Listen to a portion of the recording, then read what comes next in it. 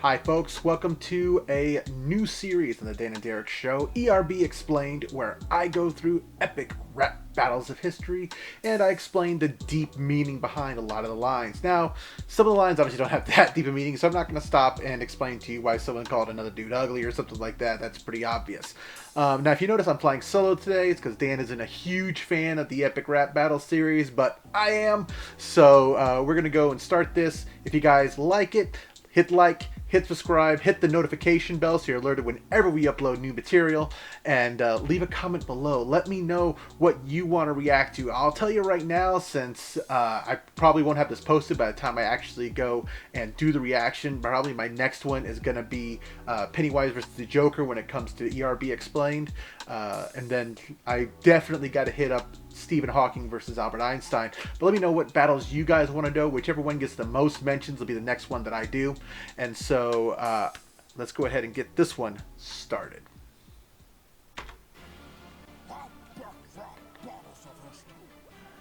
J Robert Oppenheimer.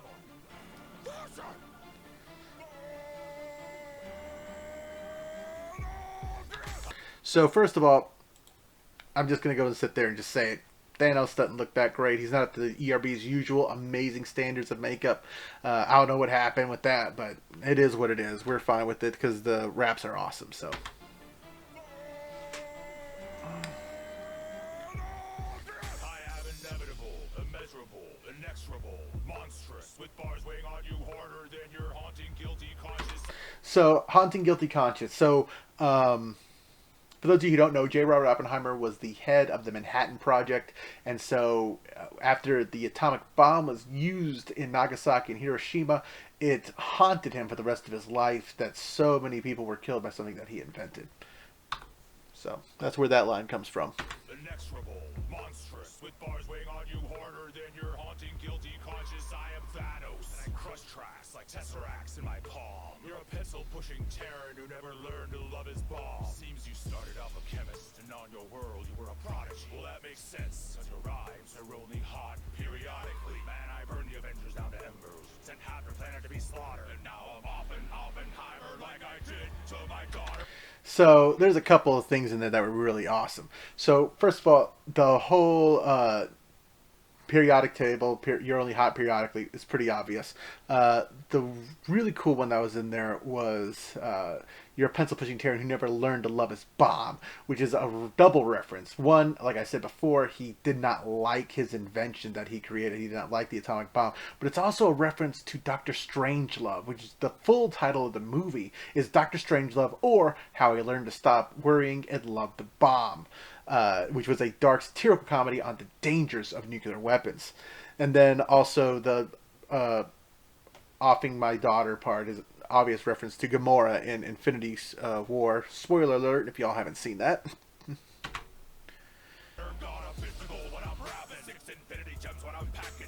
Tiny nuclear dick back into your pants, Dr. Manhattan. Hadron smashing all your atoms. Best not collide with me when I'm rhyming, cause you break and bleed so easy. I think I'll call you Oppenheimer. Man.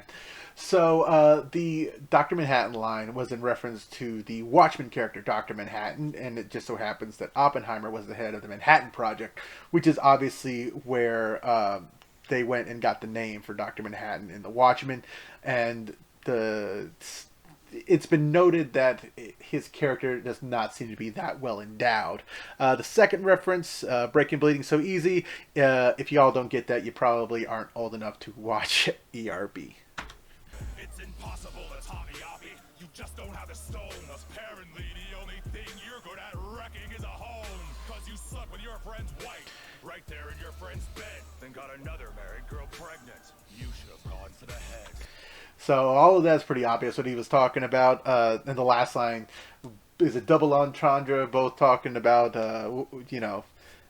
sex, and also a reference to Thanos' lines in Infinity War and Endgame where he told Thor, you should have gone for the head.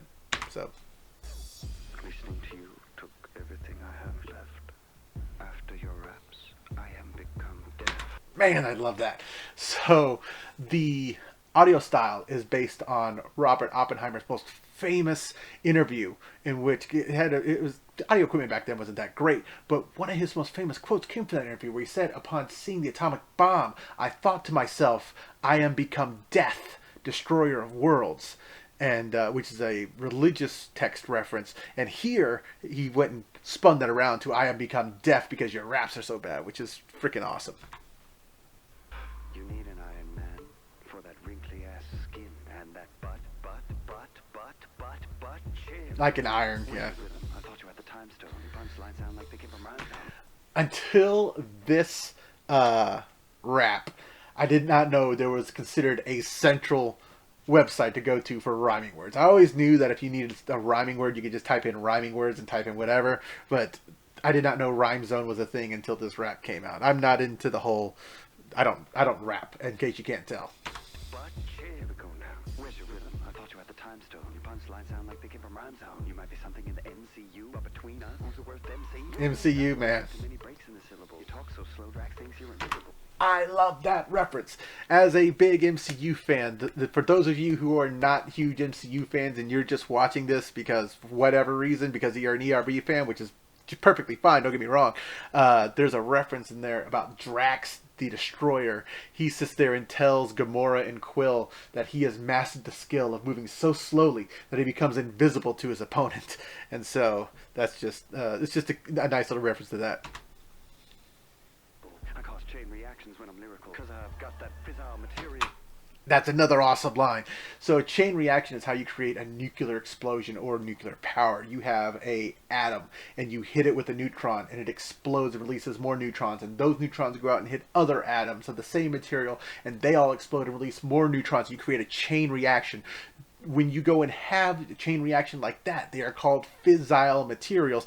If you notice, he has little atomic bomb explosions in his eyes because that is what creates a nuclear bomb. Once you get enough fissile material, you create a critical mass that will go and either explode, or if you go and control the chain reaction, keep it tamped down, and you spread out the chain reaction over time and over space, you end up with a nuclear reactor.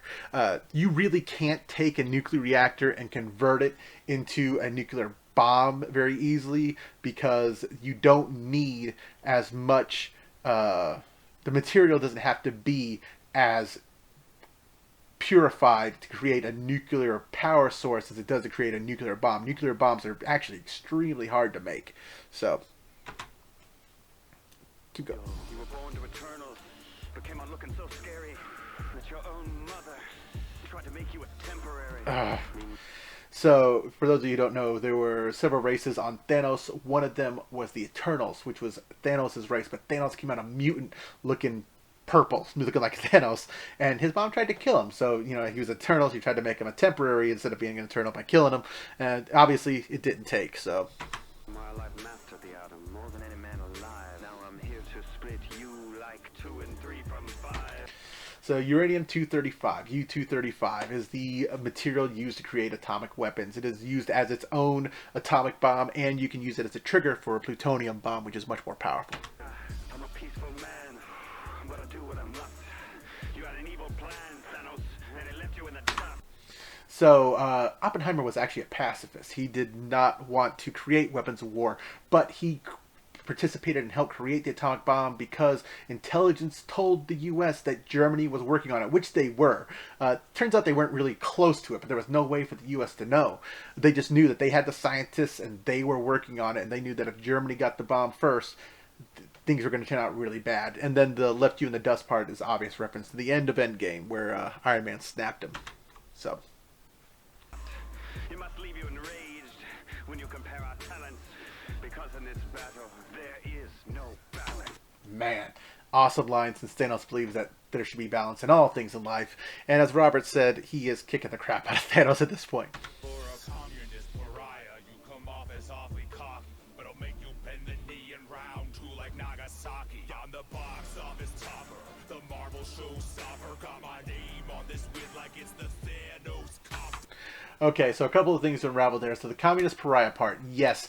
After the Manhattan Project and everything else, Oppenheimer was a out and out communist, and he was blackballed for pretty much the rest of his career over his political views. The bend the knee in round two, like Nagasaki. The first atomic bomb went off in Hiroshima. Then 3 days later, the set went off in Nagasaki. And it wasn't until the bomb went off in Nagasaki and wiped out that city also that Japan finally sat there and agreed to surrender. The Thanos copter part is obvious reference to the Thanos copter in the comic books, which was, I don't know, no one ever explained why I do with a spaceship and needed a helicopter that pretty much only worked on. I mean, did he carry it around in a spaceship when he had a spaceship that could fly anywhere? It makes no sense. The box office topper is the fact that Endgame is the highest grossing movie of all time. The Marvel showstopper, I didn't really think about this, but it could be in reference to the fact that once Endgame came out, pretty much all the Marvel TV shows died. I mean, think about it. Once Disney Plus launched, you lost all the Netflix shows. Daredevil and Punisher and Jessica Jones and Luke Cage were all canceled. Oh, and Iron Fist were all canceled. And then Agents of S.H.I.E.L.D. even had its last season and everything. So he really did just stop all the shows, I guess, didn't he? So I'm going to hit a little bit of rewind here. Sit there. The Marvel showstopper got my name on this wit like it's the Thanos copter. You just got no answer for Fortnite's dopest dancer. I will low-key choke you out like my name was throat cancer. So, Fortnite's dopest dancer is the fact that you could go and play as Thanos in a certain Marvel mode and obviously make him dance with all the little Fortnite emotes and everything. I don't think he was ever a skin you could actually purchase in Fortnite. If I'm wrong about that, let me know in the comments. The low-key choke you out is a reference to like low-key, I'm going to low-key choke you out. But it's also the fact that he choked out Loki and killed him. That's how he killed him in Infinity War. And choke you out like throat cancer. Oppenheimer died from throat cancer. That was pretty hardcore right there from Thanos. That was a pretty good swing. So, You want to talk about death? How about the one that looked at you and swiped left? I'm the destroyer of worlds. You got your nuts handed to you by a squirrel, girl. so in the comic books, for those of you who don't know, Thanos went and did the whole snap, killed off half the life in the universe, trying to impress Mistress Death, the embodiment of death in the Marvel universe. She didn't care and told him to go pound sand, or in the Tinder terms, she swiped left on him. The Squirrel Girl reference is kind of funny. Squirrel Girl is kind of like a catch-all superhero. Whenever Marvel sits there and writes itself into a corner that it can't think of a way to write itself out of, it just says Squirrel Girl came in and saved the day off page. You never see Squirrel Girl really do anything on page, but she is the ultimate threat stopper when it comes to off page. So it's kind of funny. We're in the end game now, Tinky Winky. A physicist like Ant-Man. All up in your stinky. Anyone who believes that Thanos did nothing wrong crap has obviously never heard you rap. Oh, snap. Oh, that's awesome. So the we're in the end game now is obvious reference to Doctor Strange saying we're in the end game now. The I love the dusting here. Tinky Winky, for those of you who don't know, is the purple Teletubby. I kind of feel they missed out on the chance to call him Grimace, but okay, we'll do with that what we can. The Ant-Man stinky part, obvious reference to the internet meme that was going around. Although, if you watch Because Science with Kyle Hill, which after you like and subscribe and comment on this video, you should go do, you will notice that he points out that due to what we know about anatomy, it wouldn't work. Ant-Man would simply die. But don't believe me, go watch the science. Oops. Well, I'll edit that sound out. Anyways, go watch this. Go watch Because Science. It's awesome. It's a great channel anyways. And then the last part, the oh snap, is obvious reference to Iron Man snapping Thanos and turning him to dust. So, okay, folks, this is the first of what I hope to be a long series in which we go through and look at the ones that are in-depth. Now, the ones that, a lot of the early ones weren't that in-depth, so we're probably not going to do a whole bunch of, like, Season 1, but I'll go through and see if there's anything in there that's really worth going through and breaking down like this. So, don't forget, like, subscribe, comment below, hit the notification bell so you're notified whenever we upload. Check out our reviews of Star Wars Rise of Skywalker. We have a whole long debate over whether or not it was a good movie or not, and what was wrong with it and what was right about it. And then also check out our reactions. We have Hunter x Hunter, we have Naruto, and we have The Mandalorian. If you got anything to suggest, comment down below. Thanks a lot. Have a good rest of the day.